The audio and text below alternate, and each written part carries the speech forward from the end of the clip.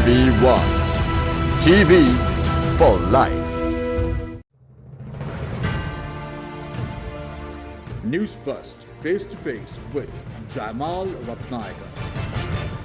Hello there and welcome to a brand new edition of Face to Face, coming to you direct from our Newsfirst studios here in Colombo, bringing you face to face tonight. I'm Jamal Ratnayaka, and as we continue and go towards the end of this year, it is undoubtedly the time for government authorities to prepare the appropriation bill for 2026, and recently it was announced that Sri Lanka's President Anukumara Dissanayake will deliver the 2026 budget speech on the 7th of November, followed by the budget debate from the 8th of November to the 5th of December, where the third reading vote will take place to bring the appropriation bill into effect. Now, although the budget speech is delivered in November, there is a lot of backroom operations and a lot of preparations that are carried out throughout the year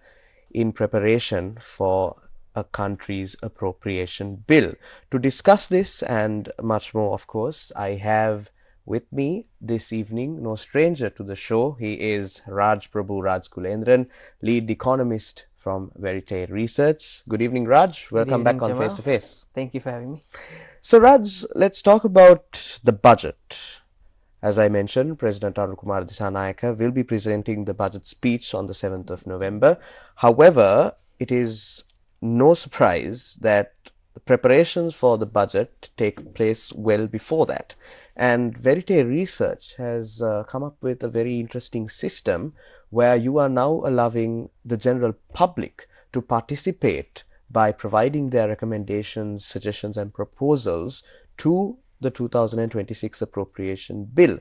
Before we discuss that system, let's talk about the steps a national budget goes through. And I saw a very interesting graph. Even our viewers can access that graph on Verite Research's Twitter, I believe, Twitter as in X.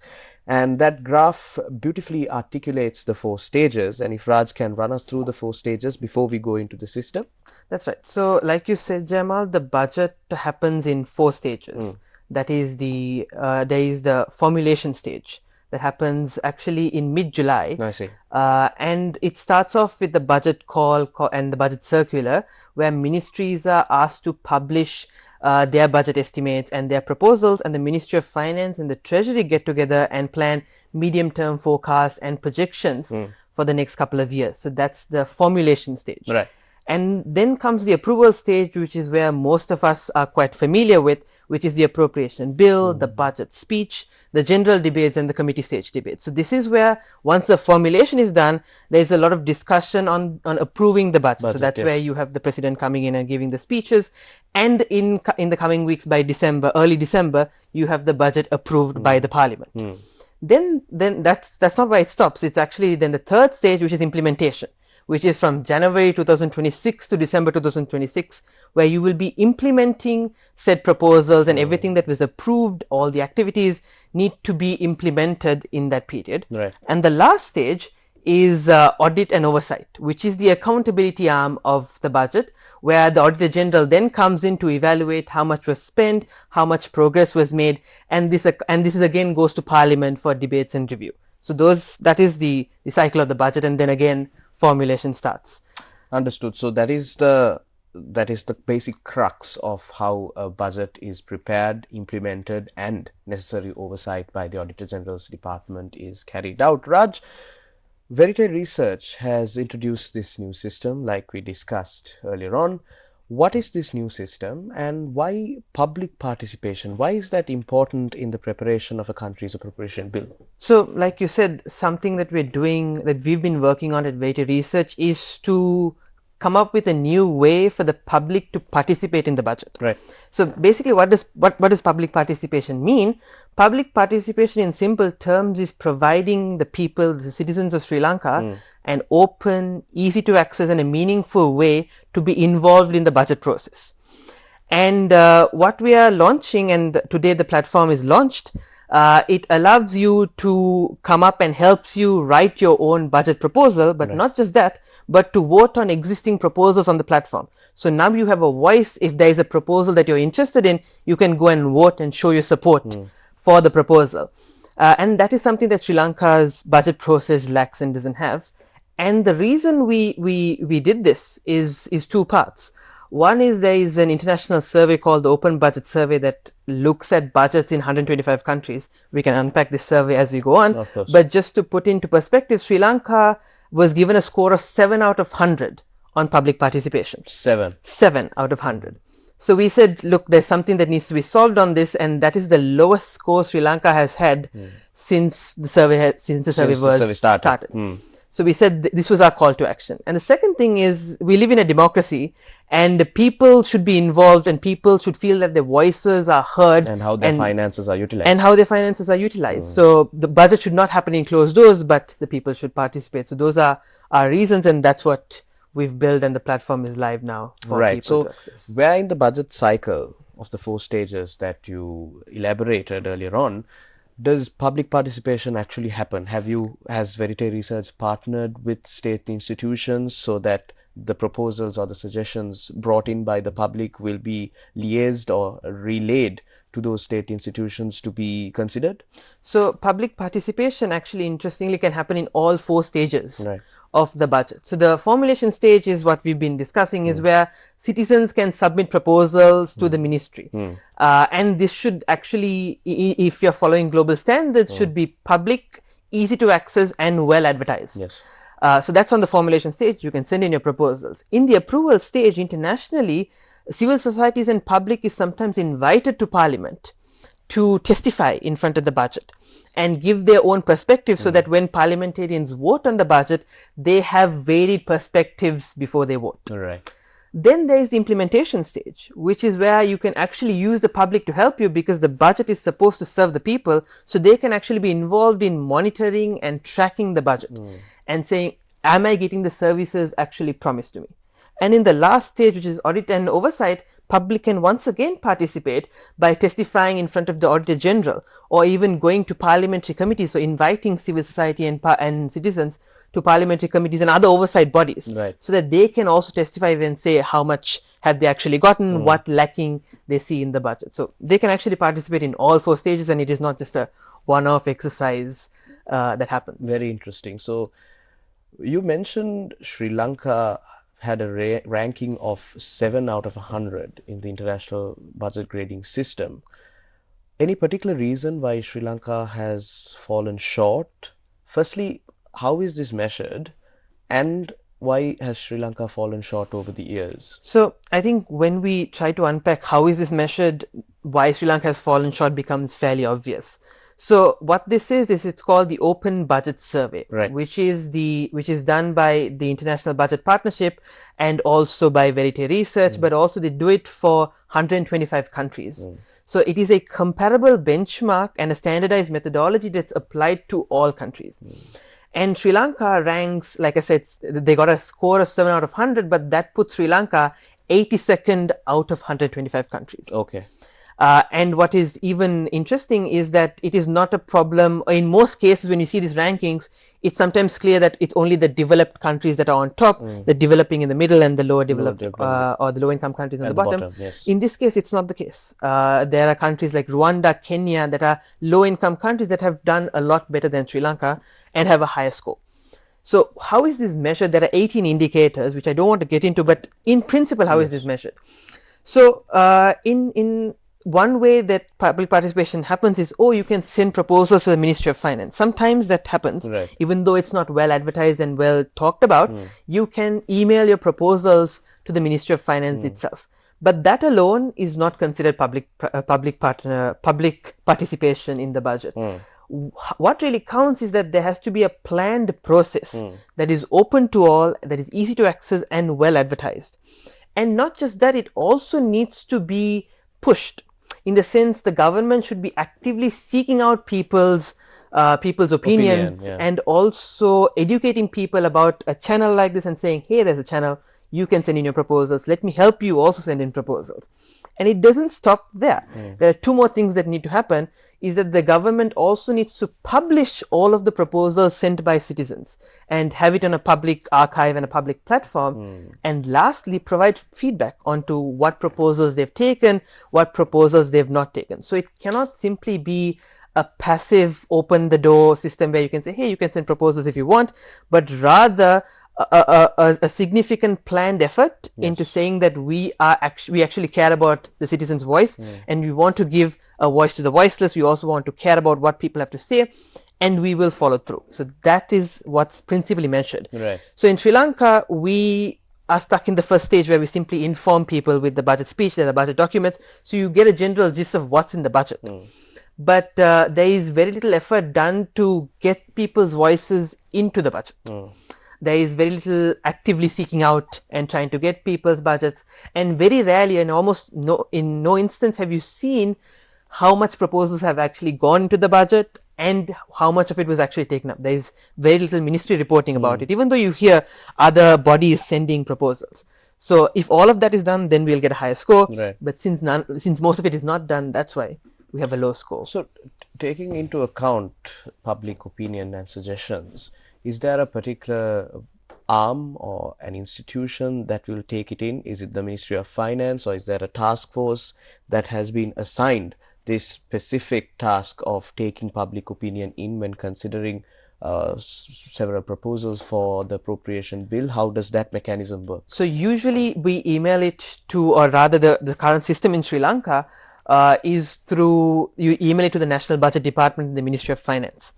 But internationally, there have been task forces set up for this. There have been instances where there is a whole coalition of civil society and public and even government officials that evaluate all proposals that come in. So there are international standards on this, but in Sri Lanka, this is how it's done. Right. So you mentioned earlier that when this proposal or the considerations are taking place, it should be publicly announced, open for all, and then it should be advertised. Does it in reality, does it actually pay dividends? Is there any kind of participation here or even abroad? So let me give you two examples. One is an international example, one is a localized example. The localized example, which everybody can relate to, is on electricity pricing. Right. So when an electricity tariff is to be decided, or once the electricity tariff, there's some agreement on the electricity tariffs, the Public Utilities Commission, which is the regulator, has public consultations. There is, and it happens across the country in all districts, certainly. And they do it quite well, where they give you a time slot. I have taken part in some of these public consultations. They give you a time slot, you come, you get to meet and make your suggestions. Your case, yes. And that is also published. And there is also a summary to say, okay, how many, like, at least on a thematic area, how many proposals came in on governance, how many proposals came in on electricity cost. So there is a system for Sri Lanka on its Public Utilities Commission for electricity tariffs where people can send in feedback. Right. And that has actually worked quite well. And that is a system that has seen its process, like that continuously happens. And even in the recent revisions, there's a call, there's always published in the papers. And you have a full house, at least the one that recently happened in BMSCH, you had around 90 people. So there is active participation. There is active participation. So there is interest. If it's something as it can be as specific as electricity, I'm sure when it's a national budget, there will be so much, there's so much demand for participation. An international example of a country that has done it quite well is Korea. Right. So South Korea launched something called the My Budget in 2018. Right. And they basically have a platform where you can send in your proposals. They have a template. You can fill the template, send in your proposals. And it's run by the government. And what they do is they make and you can send in proposals either online, or you can visit the ministry and send it, or you can send it by post. So they make sure it's accessible to all, and it's all on that hub. You can always go and visit it. You can always look at it. And then once the budget is done, they give you feedback on the progress made on that budget. They say, is this project taken? Is sometimes certain projects are moved to a year or two later because they might be too large, they don't have the funding. So feedback is also given. And then they have a task force of government and civil society organizations that evaluate these proposals and they vote on it. And it's sometimes even, and then there is the second layer of voting, which is an online 2000 participant vote, where 2000 people are picked at random and they vote. So then you have two voting outcomes, all of it is weighted, and then proposals are selected. So they do it quite robustly. And in 2021, they expanded it to local government as well. And there have been studies done around this, because this was quite unique. And people have said that that now the budget is more reflective, and based on voter sentiment or public sentiment, 68% of the population now says in South Korea that their budget is more reflective of their demands. And 75% of marginalized communities say that our voices are heard. And the government even increased the budget allocated for the My Budget by 70%. And one more statistic for you is, last year the government of South Korea got 1,389 proposals from its citizens through that system. So there is a lot of success internationally. It might be new to Sri Lanka, but internationally there's a lot of success and a lot of demand. South Korea is just one example. I can go on, but just test in case. So Sri Lanka already has systems in place that they can just implement it nationally, and internationally there is evidence to show that this is actually beneficial for the people. Great. So what sort of role do the authorities, state institutions, think tanks such as Verite, and even us as the media have to play in ensuring that this message is spread as far and wide as possible, that every citizen is aware that there is a mechanism of sorts to present their own proposals and recommendations to be included in the budget? What is the responsibility that we hold as these three institutions to ensure there is maximum public participation and contribution in this process? So I think the state has a responsibility to hear the people. And what the Verite Research Budget Proposal Hub does is it makes it easier, because there's a live voting system, all the proposals are there, it's in all three languages, so it's quite accessible. So it makes it easier for the state to hear the voices of the people and say, what do people actually want? And this allows them to prioritize proposals in the budget speech. Think tanks and other research institutions, they have also responsibility to assist public in forming well-formulated budget proposals. Because another thing you hear is sometimes budget proposals are an opinion. It's sometimes simply thought of on the fly. It's not well formulated. So research institutions have the capacity to think it through, to have evidence and support people form well formulated proposals. And lastly, the media have the duty, I would say, to let people know and constantly advertise and let people know that this is their right. As much as voting is your right, getting involved in the budget and ensuring that your voices are also heard in the budget is also your right, and to make use of that. And so that they're heard, so that media has an outreach throughout the countries to use that in their favor. And lastly, let's not leave the people. The people also have a responsibility to go to the site, to vote, to make sure that this is the easiest opportunity for them to make sure that they also convey their demands to the state. So to reach out to and vote on the platform. And not just that, sometimes people might want to write their own proposal, and Verite Research is open to it. So there is a way to email us and say, hey, I want to write this proposal up. Can you help me? We are happy to write some proposals up, because frankly speaking, we cannot think of all the things that the country needs. So we're open to hear the public and work on it as well. So because we can't go on a live walkthrough of the site, when you enter the Budget Hub site, you can choose one of the three languages. And if there is a certain proposal that you want to get across, but you do not know if you can draft that particular proposal so that it fits the sentiment that you are trying to push forth, the public can then reach out to you, and then you will help them out with to formulate and draft the proposal. And if there's something that they already like, they can show their support and vote on it, so that we also carry public demand. So is there also a feedback mechanism within the Budget Hub to relay to the citizens or the people who gave in their recommendations and proposals to say, yes, look, this proposal has been included in this year's appropriation bill? How does that work? So based on how the budget speech progresses, and once we get the budget speech, there'll be an update on it, on what's the take up on proposals and how that's been moving forward. Great. And anyways, even apart from all of that, people can directly send proposals to the Ministry of Finance itself, so that avenue also exists. But if you need help drafting it, that's also something we can do. So all of this, Raj, falls into the broader realm of digitalization. And there has been a massive push from the current administration to digitalize public finances, to digitalize the state mechanism and so on.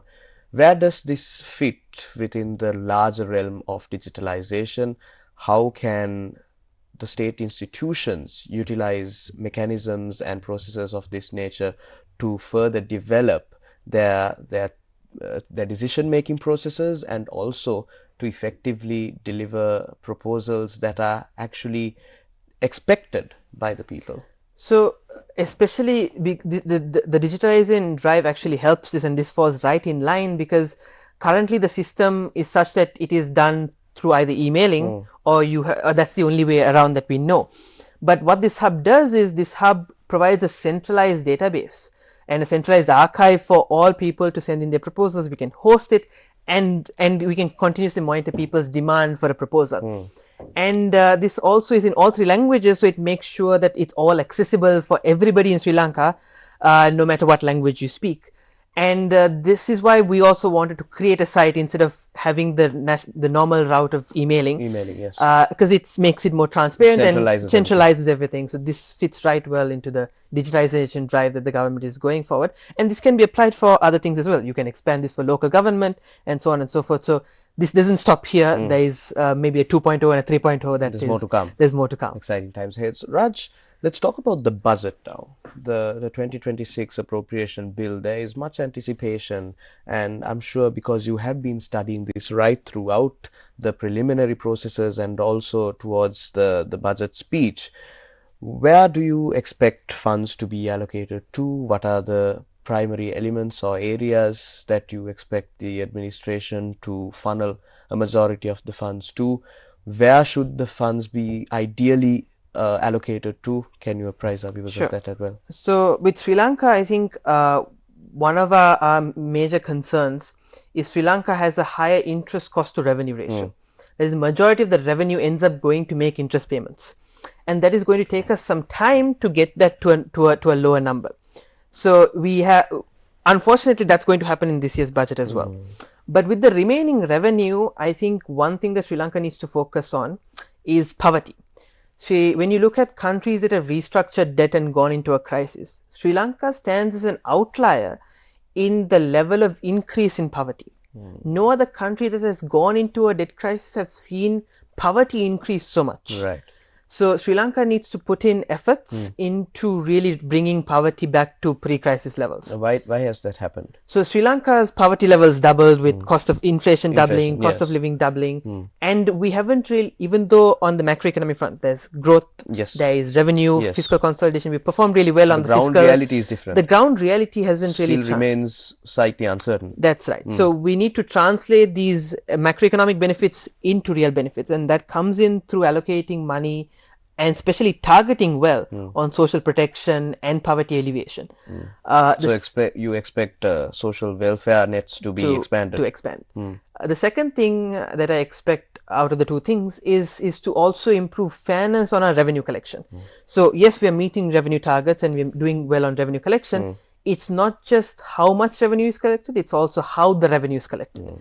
So we rely mostly on VAT for revenue collection, but we really need to start focusing on administrative reforms to start improving our direct tax collection and progressive tax collection in that front, so that we rely less on VAT. So to give you an example, Sri Lanka's corporate income tax is around 30%, and historically Sri Lanka has had corporate income tax that was, the rate was fairly in the South Asian region rate, so there wasn't a huge deviation. We weren't too low. It was on par with the average. It was on par. Okay. But in terms of collection, the South Asian peers were able to collect far more, sometimes even twice as more as Sri Lanka when it comes to corporate income tax. This is just one example. So we really need to focus on revenue administration and ensure that we collect. Is that mostly due to tax evasion? That's also because of tax holidays and like excessive tax holidays we've given, which is now part of the IMF program to review and come up with strict rules. But it's also revenue administration on how well we are able to collect revenue, audit, and ensure that people are paying their taxes due.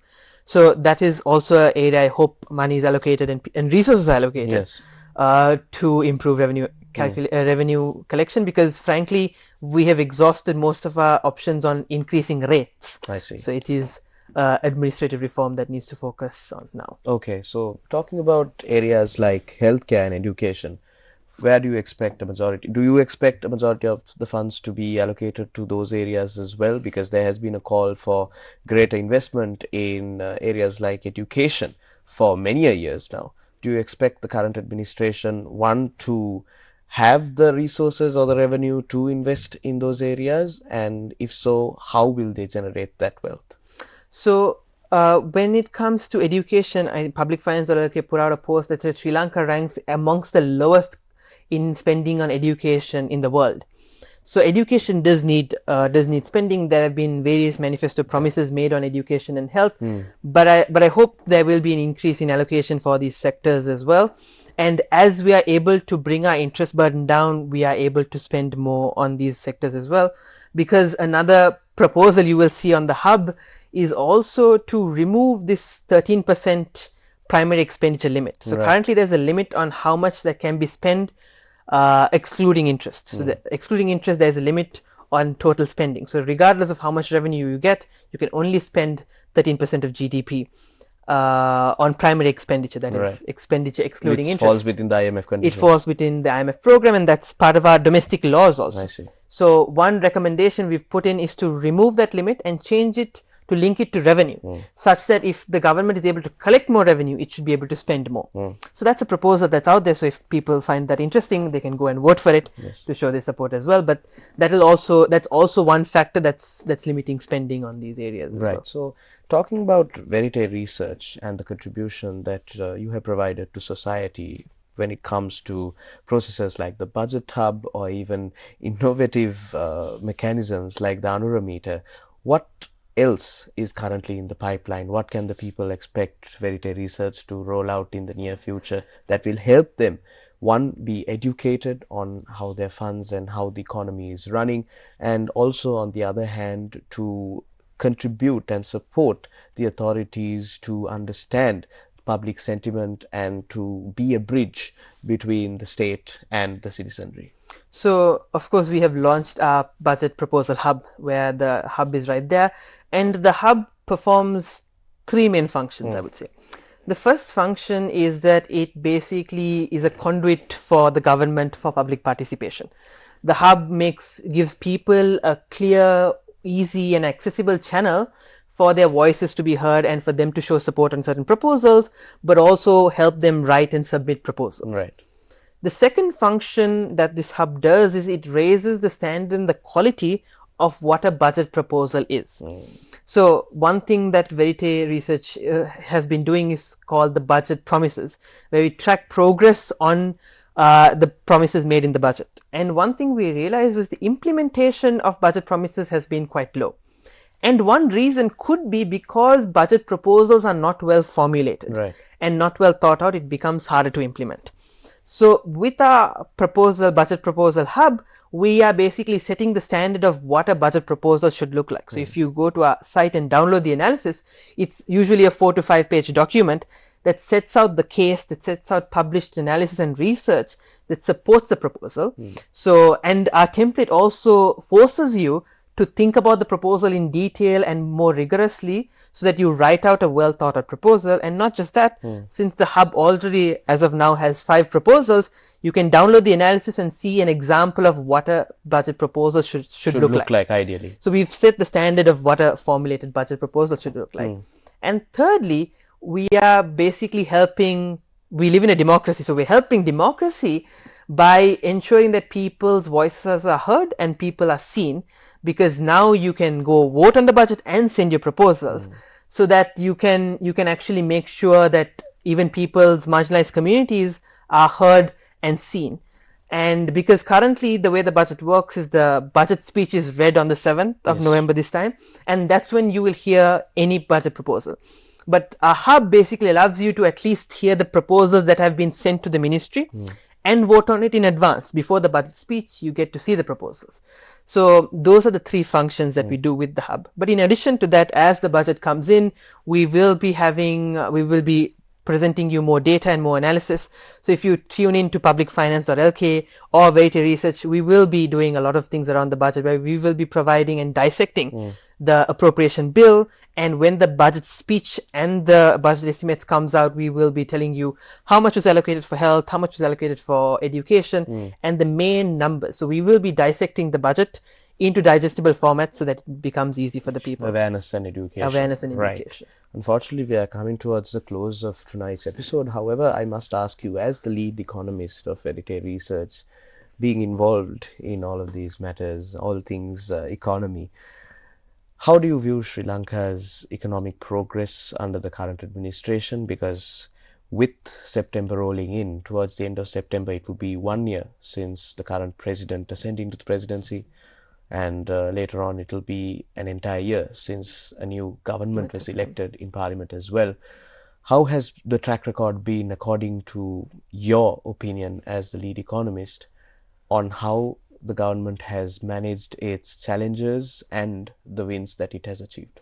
So the government, when you look at economic progress, and purely speaking on a macroeconomic front and on the fiscal side, if you look at the IMF targets, we have actually performed a lot better on the revenues and on expenditure.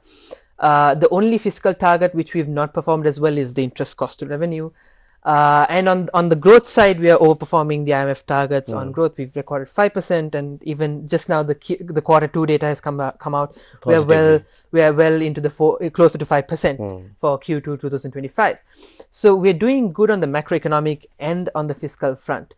Where we need to focus is like I said earlier, is on the real growth and on the real economy, which is poverty. And like I said earlier, poverty needs to be really focused, and focused effort needs to be put into alleviating people from poverty. And this comes in through better targeting of social protection, and also taking concentrated effort to say how can we help people in poverty. The second is also Sri Lanka's employment. Right. So the way you look at it is you look at what percentage of the working age is employed, and currently it sits in the 40% region, which is a 20-year low. I see. And that again is the lowest. Is very few countries have seen employment regressing so much in a crisis. Could that also have been a reason for, or rather, could that also be because brain drain occurred a couple of years ago? So the migration also could have contributed to this, but it could be the other way around. Because people have lost jobs, people leave also. Leave also, yes. So it happens both ways, but we also need to have focused efforts into ensuring that employment goes up, because when employment is fixed, poverty also gets fixed naturally. Yes. So those are two areas that on a macroeconomic front we need to focus on. And the third area is governance. This government came in on an anti-corruption and a governance agenda. And this public participation is also a governance, where you're making things more transparent, you're being more accountable. So yes, we've fixed on the macroeconomic front, but maybe the real economy and governance are two areas that are not quite fast and easy to fix and needs time and effort.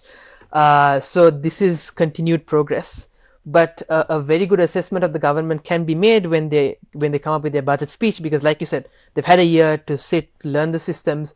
So this budget is all eyes on the budget to basically evaluate how the government has It could be a good indicator of the future trajectory of the government as well. Right. So Raj Rajakulendran, lead economist of Verite Research, was my guest this evening. We discussed the appropriation bill, how the public can take part in proposals that are presented to the appropriation bill. We live in a democracy. You have the right to present your own proposals, and Verite has made it available on a platform, on a digital platform, for you to present your relevant recommendations to thereafter be included in the budget proposals. Thank you, Raj, for coming on board and sharing that knowledge, and also apprising our people of how they can participate in the democratic process and also the budget process. And unfortunately, that's all the time we have for Face to Face this evening. We will join you once more on a brand new episode of Face to Face. Until then, take care and have yourselves a great night. Newsfirst, face to face with Jamal Ratnayaka.